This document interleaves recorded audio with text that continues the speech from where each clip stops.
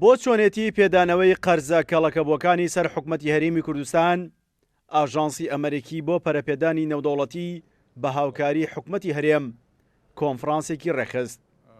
لەو کۆنفرانسەدا کە ژمارەیەک لە کەسانی شارەزای پێشکەوتووی نێوخۆیی و نێودەوڵەتی لە بواری قەرزی گشتی ئامادەی بوون.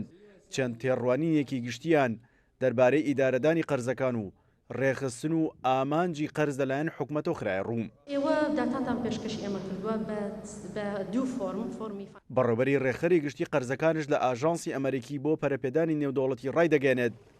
لە ئیسادا هەموو قەرزەکانی حکومەتی هەرێم لای ئێمە تۆمار کراوە و دیراسەی دەکەین و دواتر راپۆرتی لەبارەوە ئامادە دەکەین. ئەم قەرزانە جارێ هەمووی لای ئێمە تۆمار کراون. قەرزەکان تایبەتە بە قەرزی وەزارەتەکان، ئەو وەزارەتانی کە عقدیان کردێ لەگەڵ مقاولین و ئایا شتێکیان کڕیوە لە بازاریان وەزارەتی مەسەلەن تەندروستی دەرمانی کڕیوە لە شەریکات. ئەمانە هەمووی قەرزن و لای ئێمە تۆمار کراوە. هەر وەزارەتەک و بە پێی تەفاسیلی خۆی ئێمە داتەبەیسێکمان داناوە هەموو قەرزەکانی تایە. ئیتر دواتر ئەم قەرزانە دەکرێت بە راپۆرت دەدرێت بە سەرۆکی حکوومەت قەرزەکان بە شێوەی مەرحەلە قۆناغ بە قۆناغ تا بتوانن کەمیکەنەوە. مەش طبعاً دەبێت استراتیژیەتێکی بۆ دابنین و ئالێتێکی بۆ دابنین. شارەزایەکی پێشکەوتوو نێودەوڵەتی لە بواری قەرزی گشتی کە لەلایەن ئاژانسی ئەمریکی بۆ پەرەپێدانی نێودەوڵەتی بە هاوکاری حکومەتی هەرێم هێنراوەتە هەرێمی کوردستان دەڵێت لە ئێستادا دەبێت هەموو قەرزەکان تۆمار بکرێت و دواتر لەسەر بنەمای بارودۆخی ئیدارایی هەرێم قەرزەکان بدرێتەوە.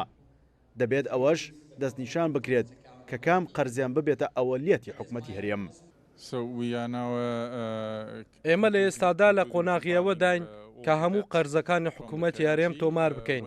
دوای تۆمارکردن ئیتر هەمیان کۆ دەکرێتەوە و راپۆرتیان لەبارەوە ئامادە دەکرێت و دیراسی وردیان بۆ دەکرێت. دواتر بیر لە چۆنێتی دانەوەی ئەو قەرزانە دەکەین. ئەویش دەبێت باجێرەی بارودۆخی دارایی هەرێم بێت. ئەولەویاتی دانەوەی ئەو قەرزانەش دەبێت هەر لە سەرە و بنەمایە بێت. لە ماوەی ڕابردوودا بەهۆی شەڕی داعش و دابەزینی نرخی نەوت و بڕینی بەشە بودجەی هەرێمی کوردستان لەلایەن بەغداوە حکومەتی هەرێم بە ناچاری پەنای بردە بەر قەرز. جگە لە قەرزی کۆمپانیا نەوتەکان و قەرزی بانکەکان و قەرزی پاشەکەوتی موچەی فەرمانبەرانیش تا ئێستا لەلایەن حکومەتەوە هیچ میکانیزمێک دیاری نەکراوە بۆ دانەوەی بە فەرمانبەران. سیروان حوسێن، کوردسات نیوز، هەولێر.